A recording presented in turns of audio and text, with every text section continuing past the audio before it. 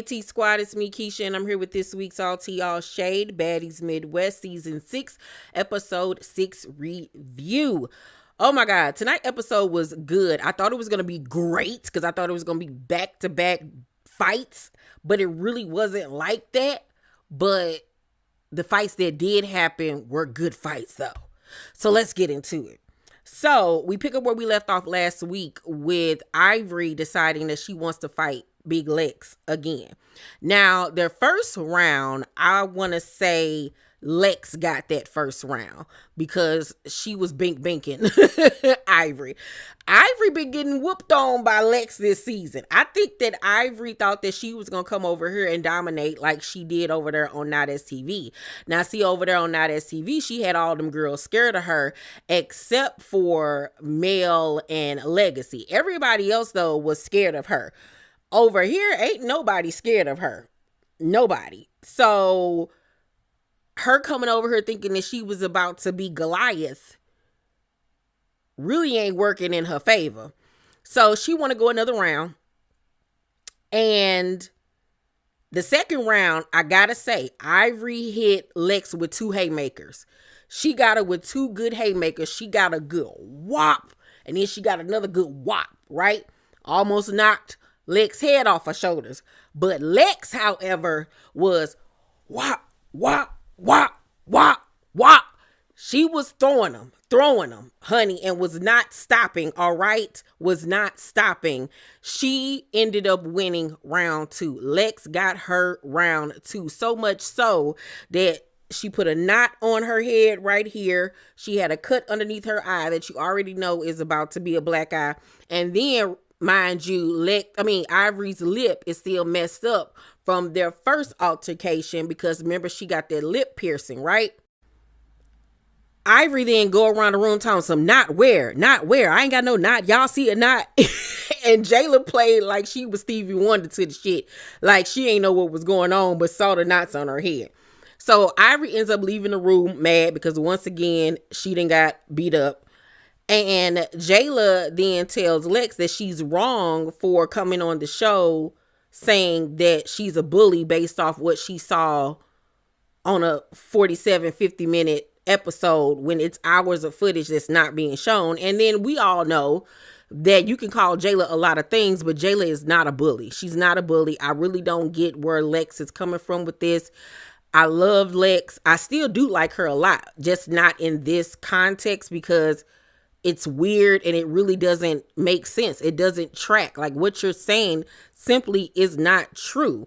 Now, if you come back on this show next season, I want somebody to come on here and fight you and say, I don't like the way you was acting last season because you was bullying Jayla.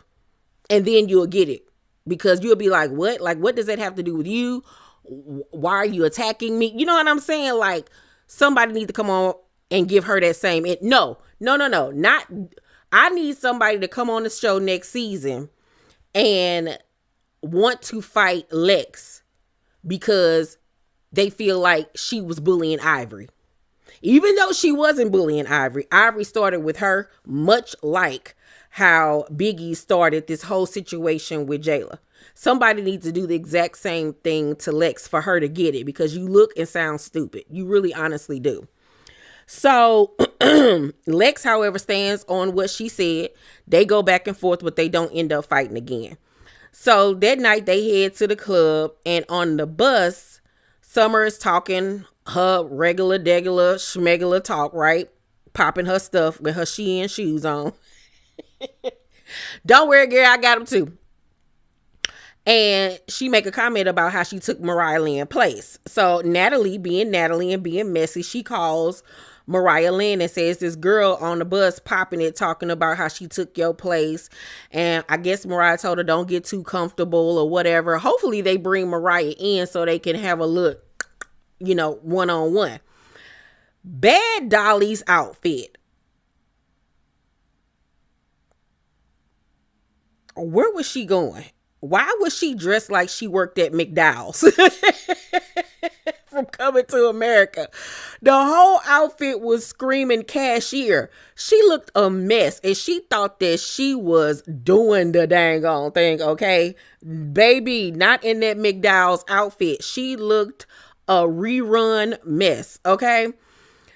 They at the club, they kicking it, they turning up, they playing their music. Ivory ends up coming to the club anyway. She said she thought that, you know, they probably was thinking that she wasn't going to show up, but she was going to show up anyway. And I'm just looking at Ivory like, girl, you should have stayed at home because you came up in that club looking like Conor McGregor. Look like you just fought 12 rounds. Stay at home and heal up, girl. So while they're in the club, a fight breaks out and they end up leaving. The next day, Natalie takes the girls to a cider mill in Detroit. It's their last day in Detroit. And on the bus, they ask Scotty, like, what happened between her and Emma, that whole fight, because, you know, Natalie wasn't there. So she's explaining what happened, and she was like, you know,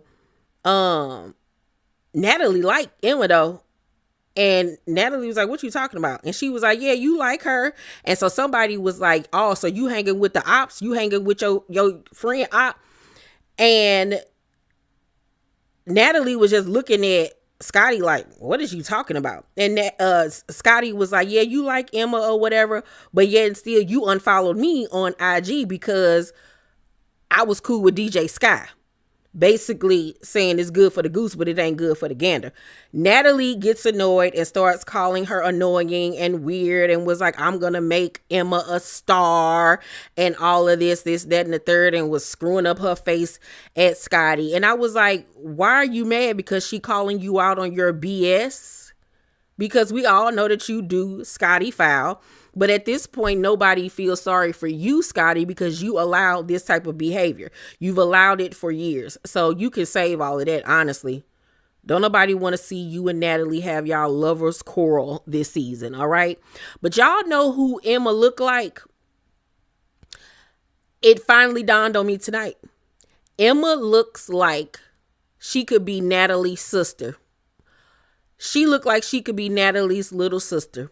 They both got them oblong faces, except for we all know Natalie's go down to a point because she got a banana boat face, whereas Emma got a refrigerator face. But don't they look like they could be in the same family? Like she could be Natalie's little sister. I'm telling y'all, they look just alike. You'll never be able to unsee it now. I'm telling you. Back over at the house, Diamond, Tinker, and Biggie are preparing to get ready to go. And they all decide that if somebody get the tripping, they're going to get to throwing lemons at folks, child. It didn't end up happening unless they did and they just didn't show it. Nat on the bus, as they're heading to the cider mill, comes up with this idea about her doing a song with some of the baddies, right?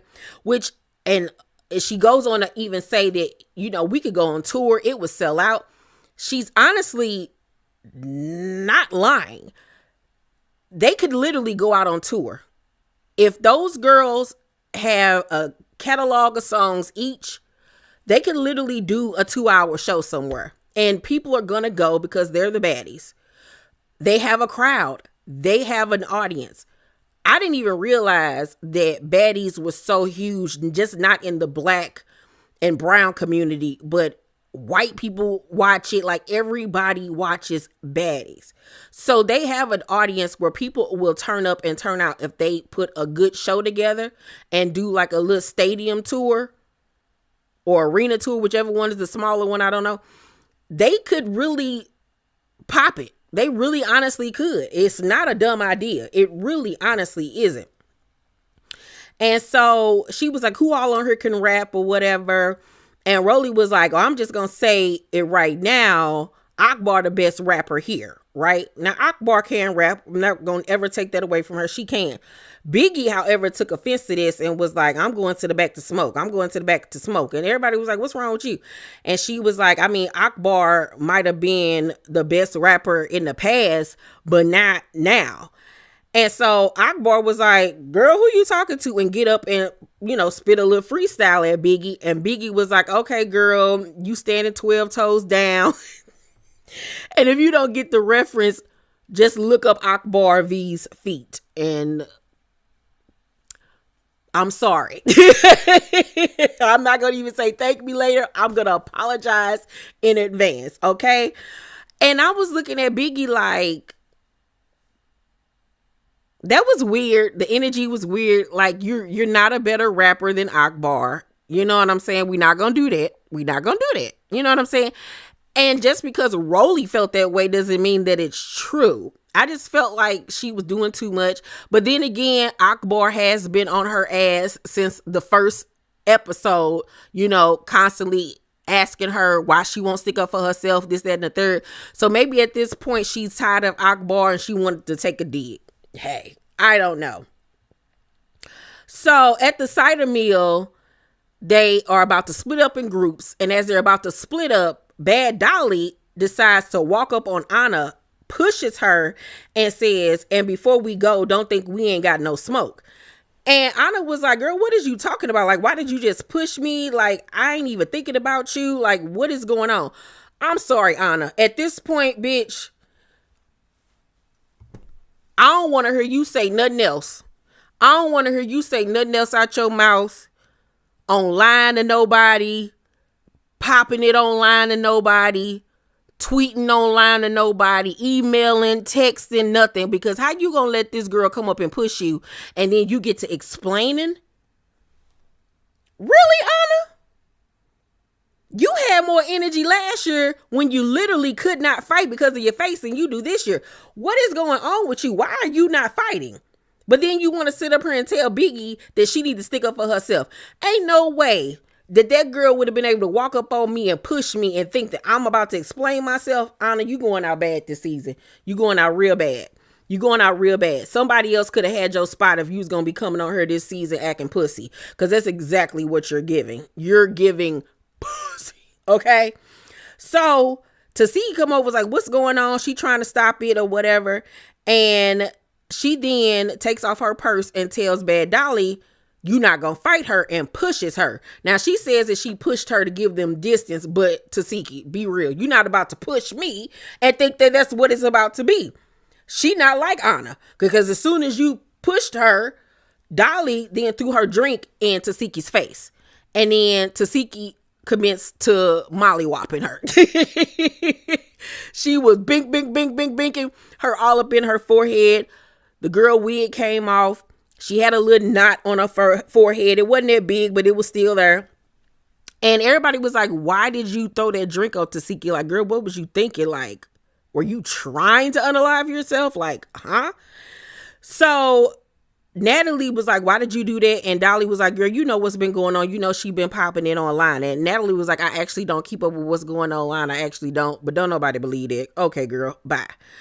So my whole thing was, Anna, you want to sit up here and get on Biggie once again for not jumping into your fights and for not cheering you on. But yet and still, when Tasiki fought your battles, all we heard in the background was Tifa, Tifa, Tifa, Tifa. Where was you at? Why you ain't jump in? Why you ain't jump? You said you like to jump. This is the opportunity for you to jump. You could have went over there and fought. You could have very well went over there to fight that girl, and you chose not to. So once again, I don't want to hear nothing else that come out of Anna's mouth this season. Be like Frozen and shut up, okay? So Diamond then is seen hyping Dolly up, saying that, you know, the dark-skinned girls gotta pop off and all this and that and the third. And Rolly like, girl, just let her troll, because we all know she over there trolling. And she really is playing with Dolly, hyping her up to continue to get in these fights with folks so they can sit back and laugh at her. And Dolly don't even realize she's being played with. So then all of a sudden, we see Natalie group heading to one of the buildings. And I'm not going to even call her Pretty P, because there's nothing pretty about her. I'm going to call her Pedestrian P. Get the call in Tinka ugly. And saying that she always talk ish and there ain't nobody scared of her. And I'm just looking at the screen like,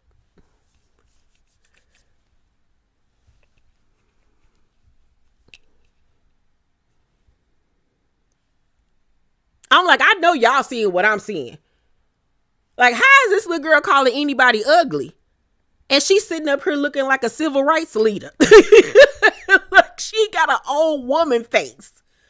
She looked like she marched with Coretta in them. What? Little girl. No, I'm not going to even call her a little girl. That is a grown woman, okay? She looked like she at least 70 and got 10 grandkids. Lady, you got a Benjamin Button face. What is going? Like, she is a through piece. She looked like she got dentures and no. You can't call nobody ugly. And we all know that Tinka is not an attractive woman, but you are the last person to call her ugly, my love. So she keep on talking it, and Tinka was like, move, Natalie. And Natalie was like, but really, truly on the inside, she was like, yes. Baby, Tinka took off on her. They get the bang in. I can't even really say who won that because security got in the way for real. But I needed for them they got to square up again. It got to be a clean square up in the crib or whatever. Then after they're broken apart and they're going back and forth, here come Diamond running up the steps out of nowhere, charging towards pedestrian P, and she attempted to punch her in the face. But I think once she got there, she froze or something because she didn't punch her in the face. Like she literally ended up like bumping her like in the neck, lower face area. Like it wasn't a punch. And I was like, Diamond, you get an F because you totally did not execute that the right way. You could have knocked the Mario coins out of her if you would have really ran up and said, whop. Like that would have been a one-hitter quitter. Like everybody would have went up for you. That would have been your viral moment and you failed. I'm sorry. You failed. You failed. So then they get to fighting. I want to say maybe pedestrian P got that one a little bit because security jumped in.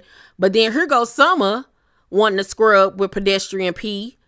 And I forgot they had already fought, but she want to get another round, but security not letting them bang.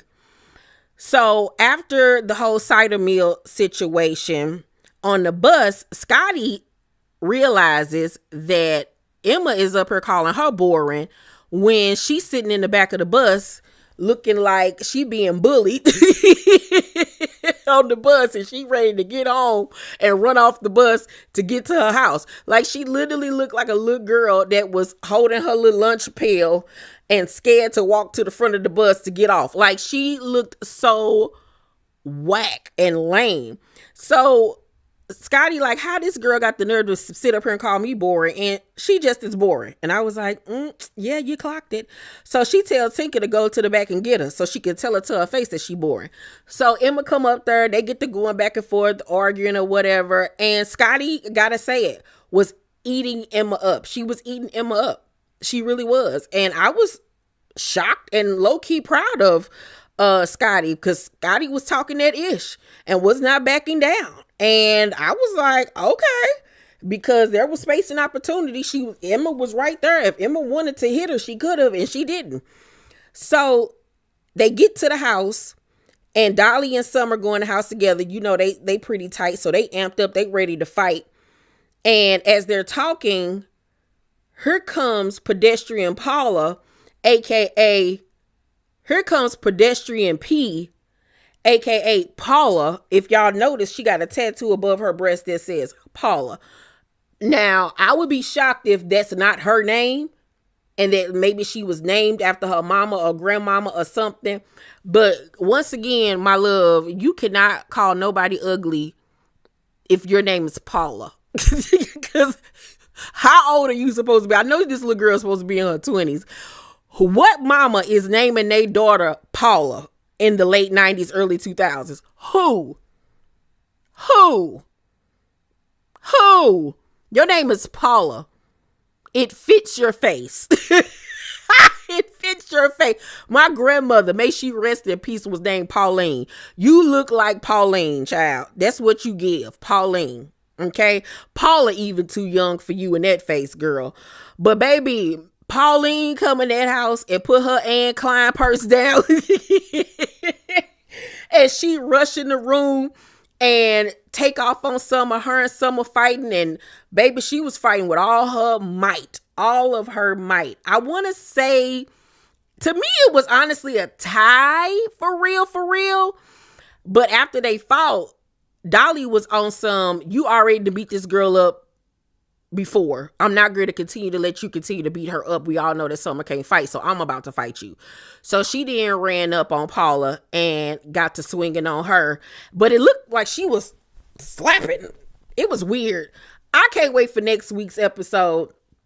This week's episode was really good. It was very entertaining. I'm going to give this week's episode an A. It was good. I thought it was going to be an A+ episode, but it wasn't. But I really enjoyed it. Y'all let me know what y'all thought about this week's episode of Baddies Midwest. Let's talk about it down below in the comment section. Please make sure to thumbs up this video. Subscribe to my channel and turn on your post notifications so you know when my videos drop. I love you guys, and I'll see you on the next one.